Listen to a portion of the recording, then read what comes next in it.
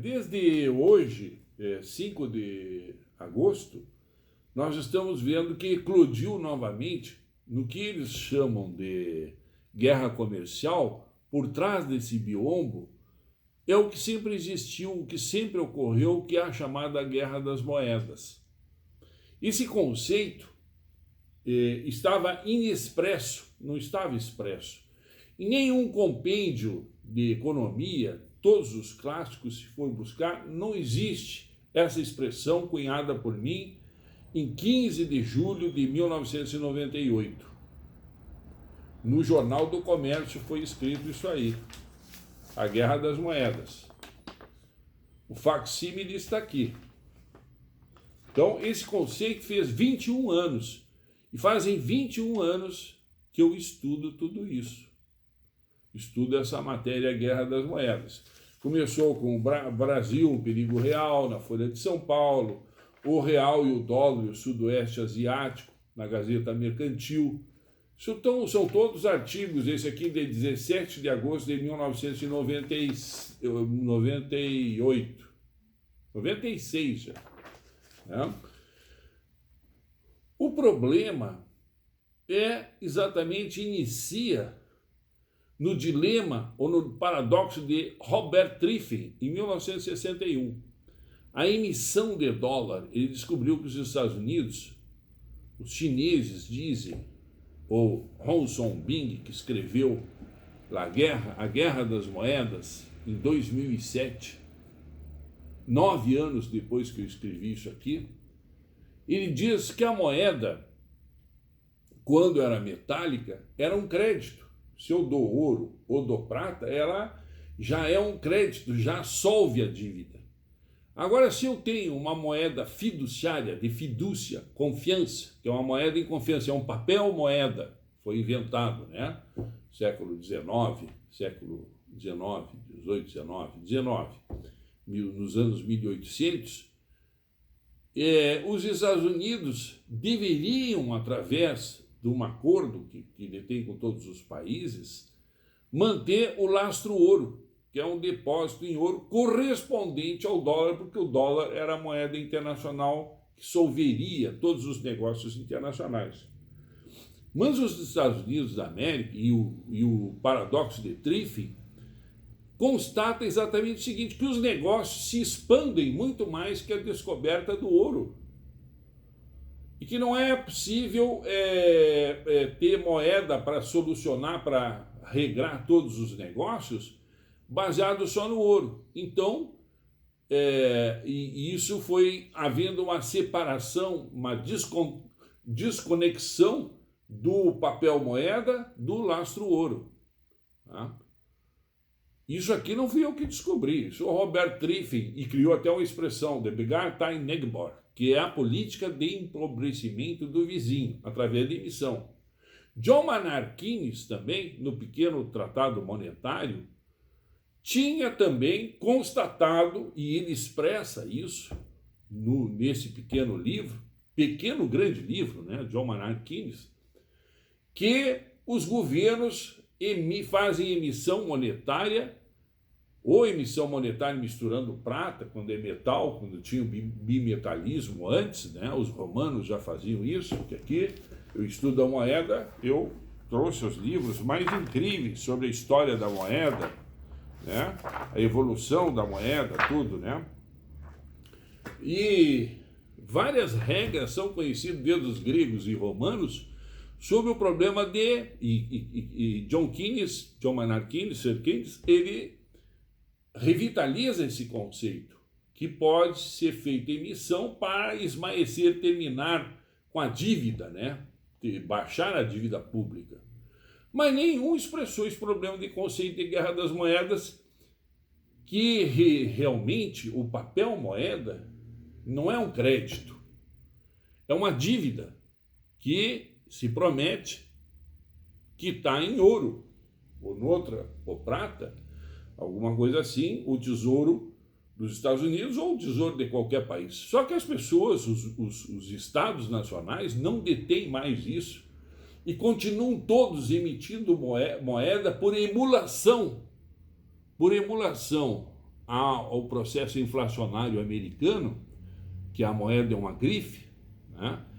Todos os países emitem moeda. É como se nós estivéssemos vendo uma chuva em que cada pingo corresponde a uma moeda. Um pingo corresponde ao dólar, outro pingo d'água corresponde ao euro, outro pingo d'água ao peso, outro ao real, outro ao yuan, outro à moeda renminbi chinesa, né? Várias moedas, mas uns descem mais rápido e outros mais lento.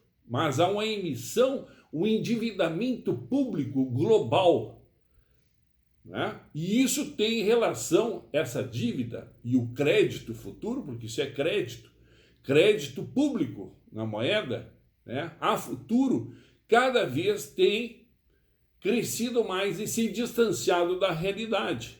Então tem François Chenet, Lyndon LaRouche, né? Com o seu conceito de economia física, que a economia real é aquilo que está naquele conceito de Lavoisier. Nada se cria, tudo se transforma. Não se pode colocar energia onde não existe energia. Até a lei da relatividade do Einstein, ela expressa o conteúdo de energia contido ou no urânio, ou no hélio, ou no hidrogênio, né?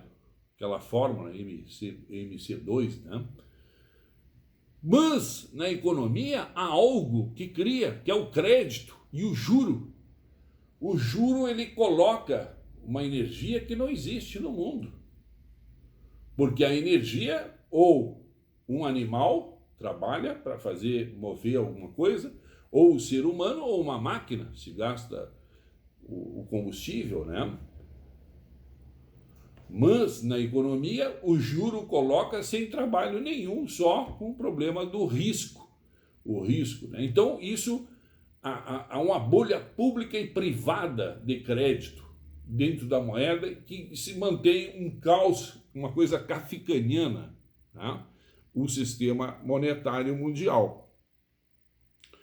E nessa época, em 1998, eu não sou professor de economia, eu sou professor de, originalmente, ciência política e direito constitucional, soberania. Mas, em 1993, o Dr. Carlos Algaire me chamou para fazer uma conferência sobre Mercosul na Sociedade Brasileira para o Progresso da Ciência, na Pontifícia Universidade Católica. Eu disse, olha, eu não entendo nada disso, mas tive que estudar, era meu diretor, me convenceu, e no dia da conferência, eu fui fazer como debatedor, faltou o conferencista principal, adoeceu, e eu tive que fazer essa conferência, e de uma hora para outra fui escalado para fazer conferências dentro do Mercosul, tive que estudar todo o regionalismo, concomitantemente ao processo de aperfeiçoamento, ao mesmo tempo que peguei Fernando Henrique Cardoso, 94, 95, 96, o começo do Plano Real, através de medidas provisórias, que criou um tipo de Carrensboard, que é uma dolarização sem colocar o dólar dentro, simplesmente uma dolarização monetária abstrata, né?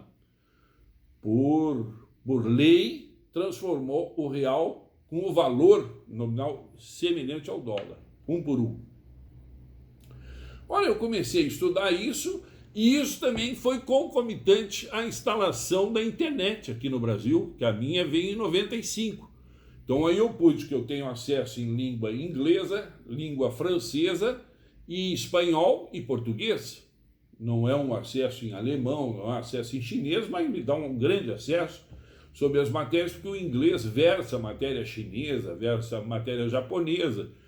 E eu, na época aqui, que eu comecei a estudar a moeda, né, como professor de Direito Constitucional, isso faz parte da Constituição, curso forçado da moeda, eu comecei a estudar, e a ciência política permite uma interação, porque ela é interdisciplinar.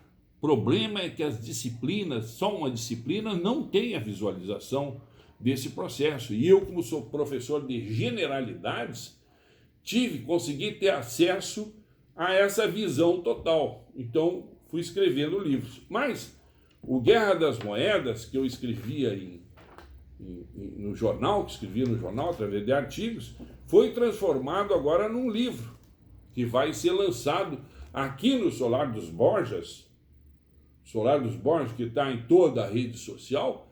Eu vou convidar meus amigos, vamos fazer um coquetel, vai ter piano, vai ter um vinho de honor, e nós vamos lançar, eu e o meu editor, o Borussi, vamos lançar esse livro aqui. Eram 800 páginas, o editor me aconselhou a baixar para umas 409 páginas. Tá? Esse aqui é o boneco do livro que vai para impressão. Acho eu que até fim de agosto está pronto, não sei. Tá? Vamos lançar aqui e vamos convidar Facebook, imprensa, social, tudo o que puder vir aqui, que vamos lançar esse livro aqui. Então, coincidentemente, agora está dando esse processo que abalou as bolsas. Esse processo se manteve. Isso é um processo gravíssimo que existe. Nós estamos com placas tectônicas monetárias, o dólar é de 70% a 78% que solve de todos os negócios, né? E a inflação em dólar, ela causa a inflação chinesa, e a China, que é um grande importador e exportador para o Brasil, é o maior, né? A China, o grande desafio, os seus 850 milhões de operários, né, que é maior ou igual à população, quase igual à população das 3 Américas juntos. Só os operários chineses, porque a China tem 1 bilhão e 600 milhões de pessoas. Só os operários, os trabalhadores que trabalham todo dia, sem contar velhos e crianças, são 850 milhões. Nós, em todas as Américas, contando com velho, criança, tudo, temos 900 milhões.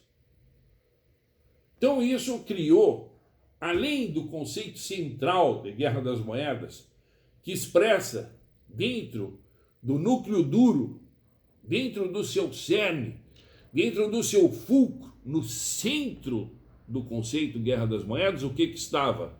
Que eu já expressava aqui nesses artigos de 21 anos atrás, que completou esse conceito.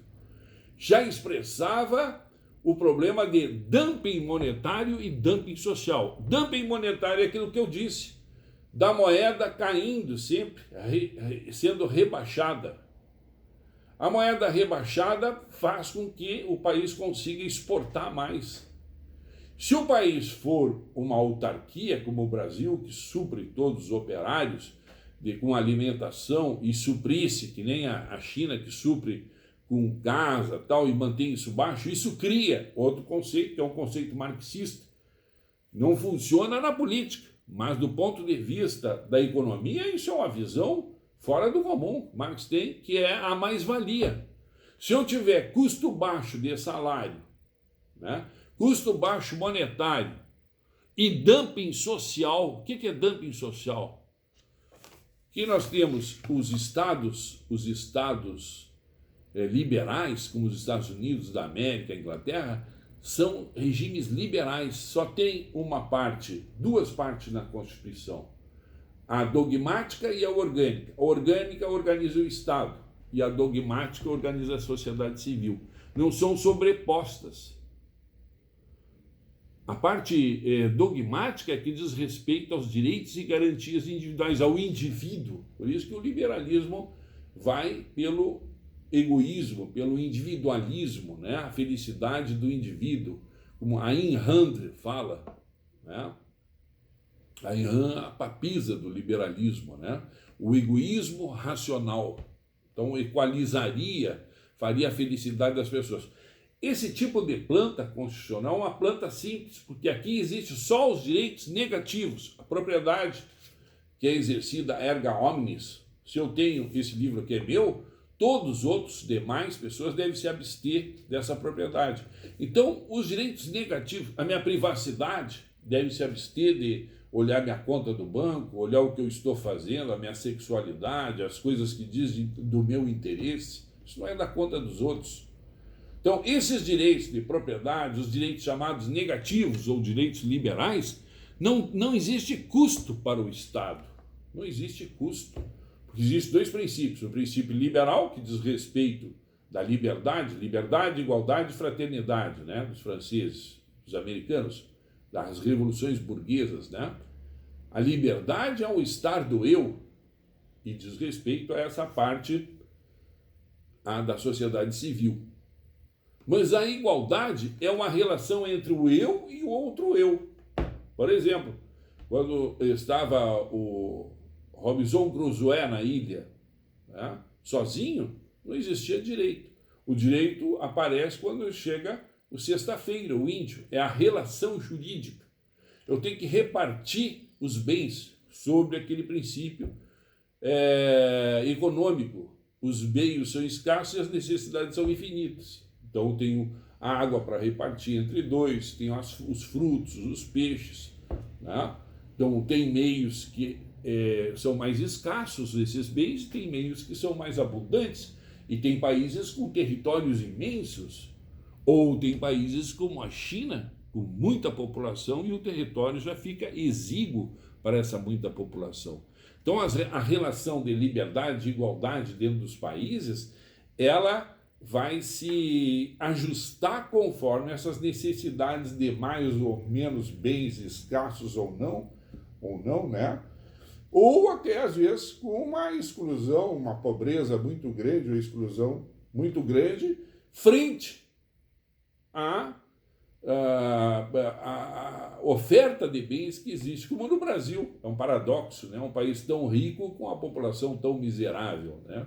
Como acontece isso. Mas isso não é o caso do Guerra das Moedas. E o caso é o seguinte, é que o regime liberal, com os direitos negativos, exige pouco do Estado, um custo muito pouco, o Estado não tem que tirar dos impostos nada a fazer para proteger os só segurança, né? Nem saúde, não paga colégio, não paga saúde, todo mundo paga a sua saúde e o seu colégio. E a estrada, mais ou menos, às vezes o Estado faz, mas a estrada de ferroviária ou de hidroviária, de navegação, é privada, né? Como nos Estados Unidos. Né? Já existem outros modelos, esse aqui é o liberal, Sol-Lua, né? Sol da sociedade civil, porque tudo sai do Sol, da sociedade civil. Lua, porque o Estado ele não tem luz própria, é como a Lua, recebe uma luz reflexa, né? Ele vive dos impostos que ele colhe na sociedade civil.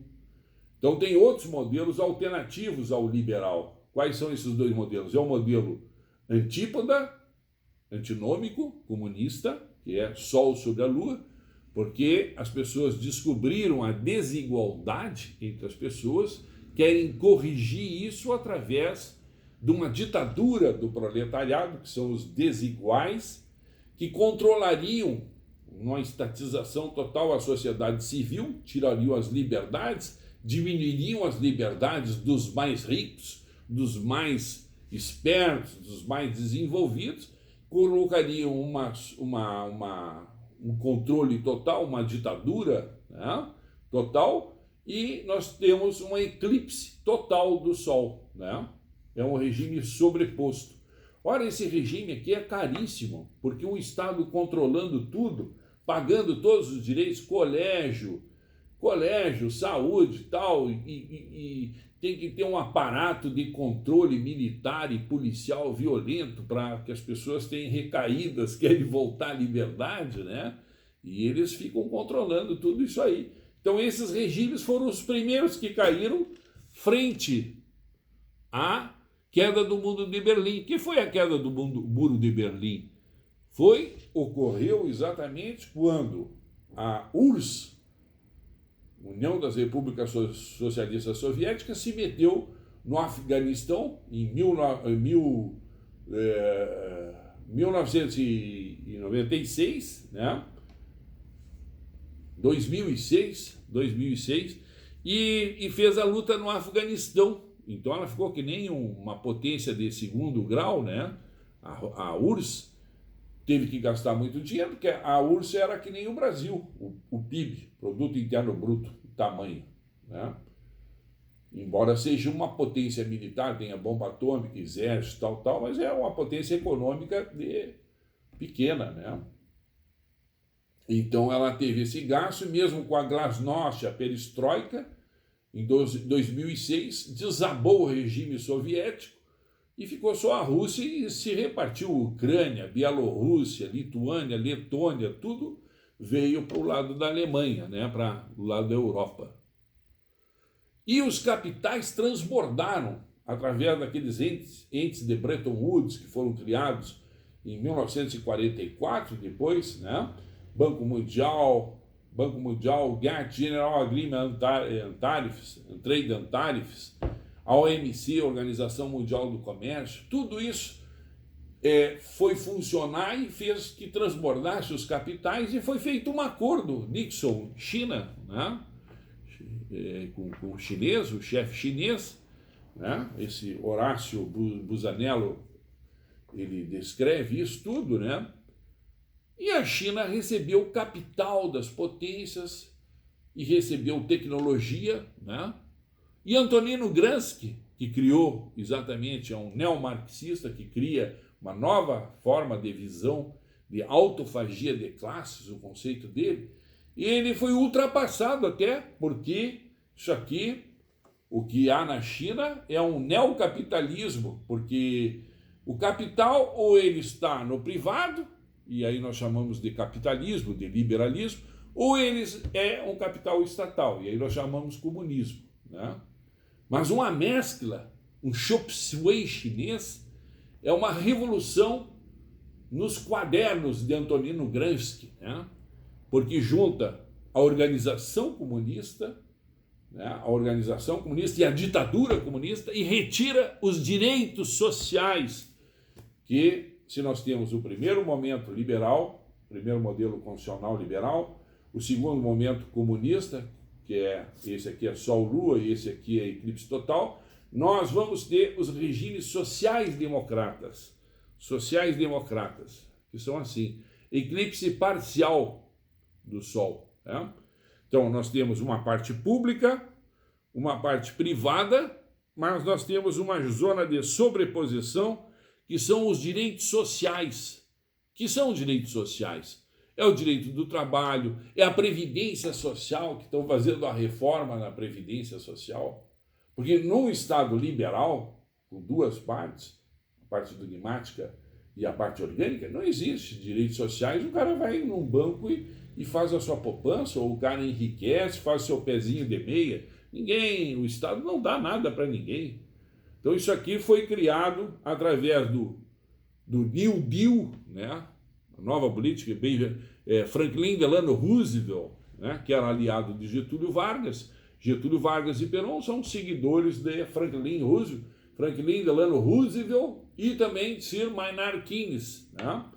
Que é uma intervenção do Estado dentro da área privada e que saiu do crash da Bolsa de 1929, porque o capitalismo quase foi à falência, ou foi à falência, né, em 1929, e saiu através dessa alternativa social-democrata. Né? Nós temos um continente inteiro vivendo essa alternativa social-democrata, que é exatamente sob o signo da Alemanha e da França. A Alemanha, uma inteligência fora do comum, constrói o quarto Reich, que eu digo, sem dar um tiro e sem fazer uma guerra, unifica toda a Europa e vai e retira até uma fatia do leste europeu que estava com a Rússia, com a URSS, né, antiga, e hoje está tudo sobre o funcionamento, né?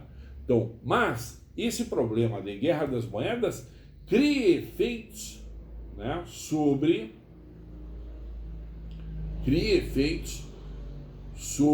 a moeda, o euro. Por quê? Uma moeda baixa, os produtos baixos, se tu sai na França, eu estou na França todo ano, ou vou a Portugal, vou a Espanha, né? E chega lá numa loja francesa, as etiquetas são todas chinesas, tudo é fabricado na China. Então os PIGs, que é Portugal, Espanha, o EIRE, né? A Itália, com aqueles produtos de uva, vinho, sapatos, e eles não têm condições de competitividade, por isso que eles quase quebraram quase tudo, deu aquele problema na Grécia, né? E outra coisa foi a infraestrutura que a Europa levou e fez esses países se endividarem com essa infraestrutura, porque a gente vai para Portugal ou vai para a Grécia, o metrô tudo é novinho, os aeroportos são novinhos, então esses países ficaram muito endividados. Os liberais, por proselitismo político, colocam a culpa, não é? Em má administração, ou que estão dando para o funcionário público. Tem isso, tem essa distorção. Eu não nego isso, tem essa distorção. E tem uma distorção maior, a social-democracia, que é a corrupção do princípio republicano. Franklin Delano Roosevelt se reelegeu 4 vezes. E esse livro, Guerra das Moedas e a Partidocracia, trata exatamente quando a partidocracia se adona, se a senhora do Estado Nacional, do Banco Central, e emitindo moeda, sempre nas eleições, vocês pegam o Banco Central, vão lá ver, a base monetária sofre uma inflação fora do comum, um alastramento, né? E tudo isso sofre um descontrole. Não há uma política a long play da moeda, uma política de Estado, um planejamento em vista do bem comum, em vista do bem público. Há um planejamento para a manutenção ocasional e eventual do partido a cavalo do poder. Então, esse livro, Guerra das Moedas e a Partidocracia, que vai ser lançado no meu lar, aqui nessa casa, onde vem poetas, escritores, fazem discussões, né? Se faz poesia, se discute política, tudo, né? Uma massa crítica de visão que esse problema todo que está vivendo o país.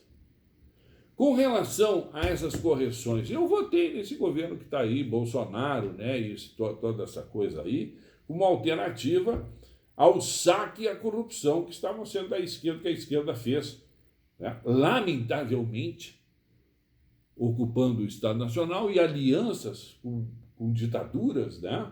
E o saque do Banco Nacional, né? Tudo contra o princípio republicano da publicidade, porque não se sabe quanto de dinheiro que foi nesse negócio. E agora descobriram essas empreiteiras todas metidas que povoaram o Estado Nacional, né? Lotearam o Estado Nacional, né? Em capitanias hereditárias. Então eu tenho lutado não só com relação a isso aqui, feito impeachment das pessoas, até cansei de fazer porque não funciona, né? Mas pedindo uma reforma constitucional, uma constituinte e reforma dos partidos, porque há uma casta que domina, que se reelege, que os filhos vão se reelegendo, porque não existe democracia dentro dos partidos. Então, como vai existir democracia na República se a democracia não existe nas partes que fazem, né? Os partidos têm donos. E esse livro trata disso aqui tudo. Guerra das Moedas resume o livro de Onson Bing, resume o livro de Guerra das Moedas de James Rickards, de 2014, né? Trata da China e trata também, em 3 capítulos depois, mais para trás, do governo Fernando Henrique Cardoso, do governo Lula e do governo Dilma. Em todos eles eu disse, vai cair o Plano Real. Lula está vivendo um governo de sorte, porque está no vácuo entre o currency em alta e o currency em baixa. O currency em alta quando o americano tentou fechar uma placa de dolarização com Fernando Henrique, Menem e outros, no Equador e em todos os outros países, com o dólar acima, muito caro, acima de todas as moedas. Desindustrializou tudo isso aqui e a dívida pública do Brasil tem origem aí. De 60 bilhões pulamos para 760 bilhões. O governo Fernando Henrique, que torrou, queimou as divisas nacionais para se reeleger, quebrando o bloco de constitucionalidade de 100 anos, que nem os militares se reelegiam. Então, esse livro é uma denúncia contra todo esse processo, é uma visão mundial, e agora a China deu um pum E todo mundo tremeu. Caíram as bolsas todas. De ontem para hoje caíram bolsas, caíram tudo. Esse problema está aqui. E essa correção na Previdência Social é uma correção de fluxo de caixa. Esses 60 bilhões, 40 bilhões que vão tirar do Fundo de Garantia não faz nem cócega na barriga da economia do Brasil. O PIB do Brasil, conforme o Banco Mundial, é 2 trilhões de dólares. Conforme o outro seria 6 trilhões de reais, dizem outros, né? A gente não sabe bem os dados, né? São truncados. Mas 40, 50 bilhões é 0,000 tal na economia, não faz diferença. E o que está obstaculizando o crescimento da economia é guerra das moedas. É exatamente o conceito de Raul Prebisch, o conceito que vem da CEPAL, foi criado em 1958, 55, da CEPAL, 58 e tal, que é centro-periferia. Essa conjuminação gravitacional entre China e Brasil é o que está acontecendo nos Estados Unidos, que o Trump foi aumentando as tarifas, criando um outro tipo de visão, que é a guerra comercial, através do aumento de tarifas. E deu emprego, tirou os homeless das ruas, né, aqueles que viviam na rua, porque era tamanho. Eu não fui para os Estados Unidos o ano retrasado, porque São Francisco, lá tudo tá tomado de homeless, não dá para caminhar que nem Paris na rua, uma violência, Detroit, tal, Chicago, né? São cidades que não dá para caminhar na rua, o meio oeste americano, né? É uma violência por causa de desempregados. Fabricam tudo na China, uma capa, uma gravata, qualquer coisa, é tudo fabricado na China. E eles têm o domínio só da tecnologia maior, que é, por exemplo, um óculos desse aqui, acho que esse aqui é francês, né? É 3 mil uma lente dessa, que eu consigo enxergar perto, longe, né? E aqui não fabrico isso, tem que ir a lente lá para a Europa para poder fazer. Então, vai ser lançado esse livro aqui e volta a discussão, depois de 21 anos, com o movimento da China que largou o renminbi lá para baixo, o yuan, né? Tá 7 por 1, né? O dólar americano. As bolsas afetaram, porque é que nem o universo, né? O universo tem o buraco negro e tem os quasaras. O buraco negro engole energia e o quasar coloca para fora a energia. E na economia é igual.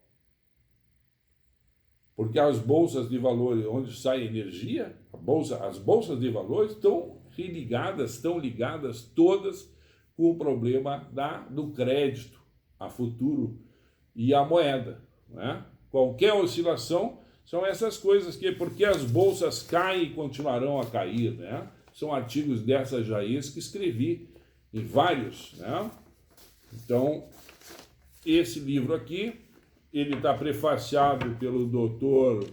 Benoit Mercerot, que é do PhD, doutor em economia por Yale, e foi diretor do Goldman Sachs, e hoje tem um grande investimento. Ele administra, né, fundos na Europa. E ele faz o prefácio do livro. Também está aqui a abertura, né? É feita... É um livro que homenageia o Danilo Ucha, que já é falecido, saudoso, né? Fernando Albrecht e Roberto Brenol, que essas pessoas, esses jornalistas, um na Gazeta Mercantil, os outros dois no Jornal do Comércio, me permitiram a inserção de artigos sobre essa temática durante uma longa data, né? E aqui também, como preâmbulo, traz um poema de Ezra Pound, que é um poeta, eu gosto de poesia, e fala: todas as perplexidades e confusão e infelicidade nascem da América não por causa dos defeitos da Constituição ou da Confederação, nem de uma falta de honra ou virtude, mas sim de uma ignorância crassa no que diz respeito à natureza da moeda, do crédito e sua circulação. Eu não acho isso. Eu acho que, na realidade, há uma malícia e uma deslealdade com o povo, que não têm o direito à moeda, porque a emissão monetária saqueia, é um imposto indireto mais vil e abjeto sobre o povo soberano. Então aqui tem os cantos pisanos, né? E Ezra Pound mostra através dos séculos o roubo, o saque dos governos, das ditaduras, dos reinados contra o povo que não tem o seu direito à moeda. É isso. E essa crise vai continuar. O PIB do Brasil, eu queria que aumentasse, mas é suor e lágrima. Não passa de 1% aí, os 4 anos que ele tiver, porque essas soluções são soluções de fluxo de caixa. Elas não modificam o problema todo mundial em que o Brasil tem a sua inserção com a abertura que faz. A volta atrás, que é mercado fechado, não é mais possível, né? Nós estamos vivendo um planeta pequeno e nós temos que cuidar, possivelmente, o ambiente, o meio ambiente e o clima vai fazer o homem ter uma solução para se unir e pensar de forma fraterna e não de forma em guerra, né? em situações assim. Então esse livro, Guerra das Moedas, trata sobre isso aqui.